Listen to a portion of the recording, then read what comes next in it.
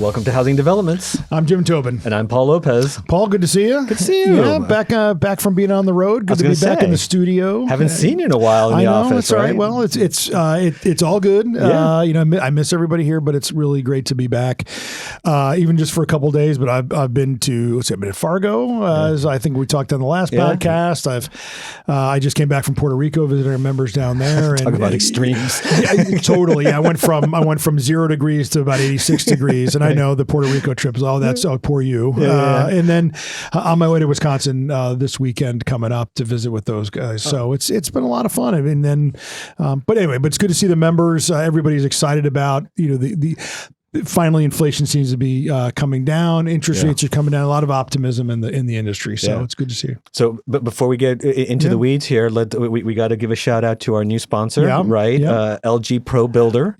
Yep. Welcome aboard. That's right. And I love their tagline. They gave us a tagline. So let's build the good life together. Let's do that. That's right. Right? It's great. And they've always been a great sponsor and exhibitor at the show. And we encourage everybody to go see the LG booth when we're at the Design and Construction Week. And now just a couple weeks from now, right? We're inside a month from the show opening. So I can't wait to see everybody in Las Vegas. But it's going to be a great show. Yeah, full swing. 80th anniversary of the International Builder Show, the 11th anniversary of Design and Construction Week. Right.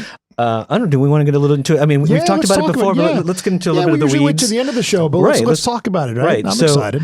So we're up to 1,700 exhibitors, as you know, that's right? Amazing. That's huge. It's supposed to be the biggest show since 2009? 2009, yeah. So that's insane.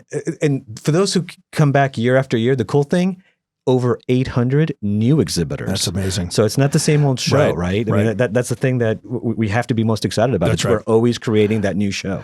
Always a new show. It's not the same old show as last year. And better. And same thing with education, right? We're always trying to provide that next level of education to continue to make us the best professional association in the world. And it's funny you bring that up because I have the numbers right here. So we have over 120 sessions. Wow. 225 speakers plus.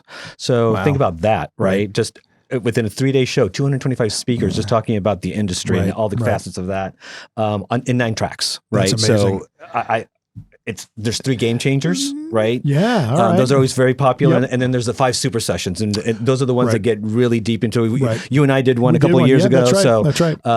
It's just kind of cool. Just really dive deep into the program. So I'm excited. Yeah, I mean, let's talk about networking events, right? There's the centrals, right? That's huge. There's the lounges that are scattered throughout the place. Right. So, plus conversations in the hallways, right? Plus all the conversations. That's right. So I think it's going to be massive. I mean, the West Hall is now being incorporated. Last year we had the hardware show in it. Right. Now it's fully ours. Right. That's where some of the registration's happening and some of the action. Yep.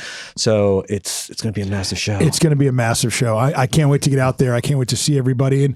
And also I want to mention, we have some pre-convention education for remodelers specifically on Monday before the show opens. For those remodelers out there who always come to the show, but maybe you're toying around with coming to Vegas, there's some specific content outside the normal sessions just for remodelers. And I think that speaks to NHB really trying to be that holistic association for all facets of the housing industry. Yeah, and another section that we never talked about is the outside area, right? Like Show Village. The Show Village. Yeah. So professional, PB, professional builder. Yep. SGC is our media. That's right. Our good friends. Our good friends and our official media partner.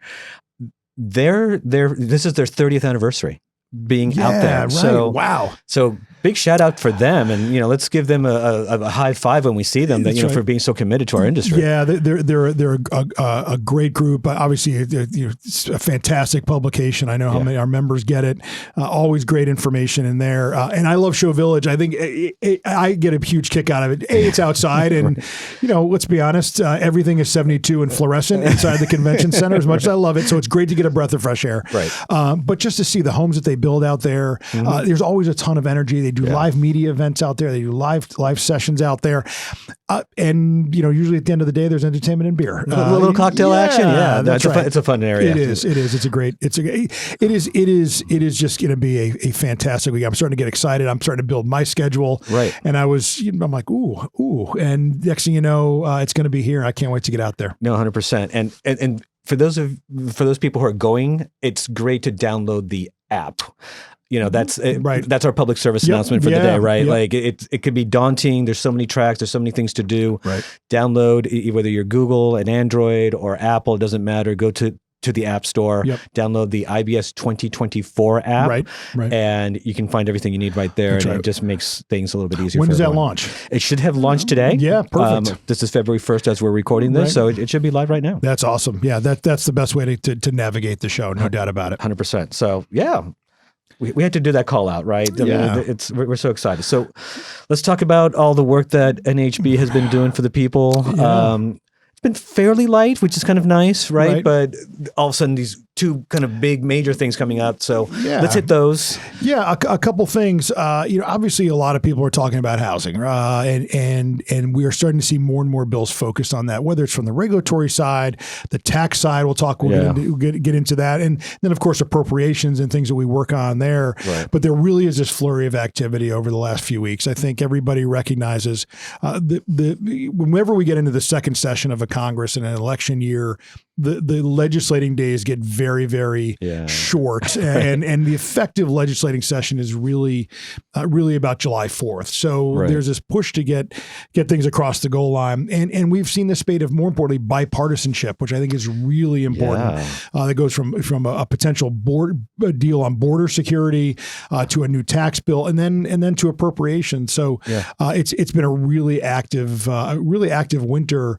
Or at least late fall, early winter session for Lake Colson and the government affairs team, in particular. So a big push that in the House, and that we really helped on in terms of the tax bill, right?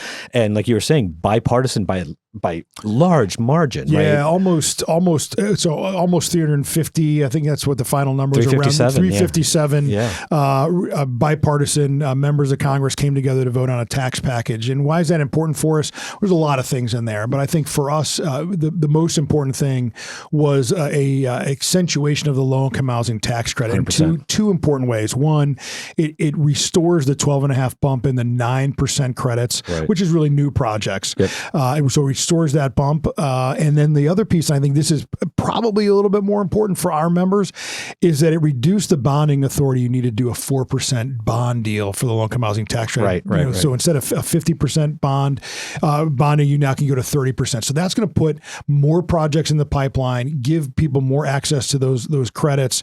And I really think it's going to spur thousands of new units being developed and built over the next several years. So big win for JP Delmore, obviously one of the leaders of our Affordable Coalition, and a big win for our tax credit developers out there. I was in Puerto Rico, raised this with them yesterday, and a big chunk of that room develops with low-income housing tax credits. So you can see the impact on this, especially with such a need for affordable rental housing in the country right now. And with most of our members being small businesses, small to mid-sized businesses, I mean, there's stuff there about depreciation, right? There was stuff there about expensing. So it was a big win for just a small builder in general, but in particular for home building. Yeah, that's right. And I think that to see a tax bill move absent a kind of a larger tax package moving, or more importantly, we're getting the Trump tax cuts are getting ready to expire at the end of 2025. That's always been the big, on my calendar, that's been the big circle. That's when we're going to see the next big tax bill. To see this come together now, especially having something for housing, and like you said, our small businessmen and women, that's a pretty big deal. So it passed the House with a big vote. Now it's on to the Senate. They're squawking a little bit. It's the Senate. Of course, they're going to squawk a little bit. So how soon it moves through, I don't know, but I'd love to be able to come to IBS and report that we're moving forward on it. If not, I've already have it to the president's desk. So that'd be awesome. it's a big deal. But you think Your gut says that's something. There'll be some movement there. I do. I think they're going to have to move on it. One of the big sticking points is the child tax credit, and that's a lot of Republicans are pushing back on that. Right. Some Democrats don't like it. Doesn't go far enough. Right. I think it all gets resolved. No one is squawking about the low-income housing tax credit. That's the most important thing, because I think everybody recognizes that we need to build more affordably in the country, a more affordable rental. Now you brought up a border deal, which kind of surprises me, because right now the scuttlebutt is they were going to make a deal. They were so close. Biden even kind of threw out his like, hey, you give me a deal, we'll sign it. But then the mighty juggernaut that is, Donald J. Trump spoke out and said, not so fast, because this is something that I want to run off of. Yeah, I mean, for us, immigration and immigration reform is critically important. It's actually part of our strategic goals and our objectives, in particular, to really talk about the need for immigrant labor, legal immigrant labor, moving into the country and into the construction space. And the first part of that, and part of our policy, is border security. We have got to secure the southern border or the northern border, any border, and then provide a reasonable and legal way for people to come into this country and work in our industry. But again, it starts with border security. Bipartisan effort in the Senate. It is a huge political liability for President Biden, and everybody knows that. This is one of those issues where bipartisanship is being trumped, pardon the pun, by election year politics. And Trump has been very vocal and very hardcore on the border. The fear is that if they from the Republican side, if they strike a deal and President Biden uses the new authority to shut down the border and bring a modicum of sanity down there, in particular, takes away that big cudgel that President Trump plans to use in the election coming up. From my perspective, we are, you hear all these horror stories about people coming across the border, and obviously we've seen the pictures. It seems like this would be a good place for bipartisan legislation. Maybe now is not the time to let politics win. We'll see how that evolves for the next couple of weeks. But even Speaker of the House, Mike Johnson, has said that bill's not going anywhere, which means he's heard from his majority that they're not going to support it. And the House majority is not going to want to pass anything with overwhelming Democratic votes. Of course. So TBD on that one. I'm not going to ask you what you think. I'm going to put you on that spot. That's a tough one. And I think the final thing we want to talk about was salt. Salt. So we know the reduction in the Trump tax cuts. You have the reduction of the salt deduction for the state and local tax deduction. State and local tax deduction. Obviously, that deals with state and local property taxes in particular. It's capped at $10,000 right now. So in high cost states like a New Jersey, a California, New York, Connecticut, where you do have a high property tax bill, you can only write off 10% of it. And it's been a killer for those states and those states' economies. And NHB is on the record of we should allow a deduction for property taxes, home property taxes, because that's an affordability issue. If you're paying taxes on your house, being able to write those off against your federal tax burden makes perfect sense for us. The coalition of SALT states, again, those northeastern states in particular, Illinois, California, they really made a big stink before the tax vote about we're not going to support the tax bill, which could have sunk it. I remember. So now there are rumors of a SALT deal coming together. They could see a vote on the House floor maybe as soon as next week.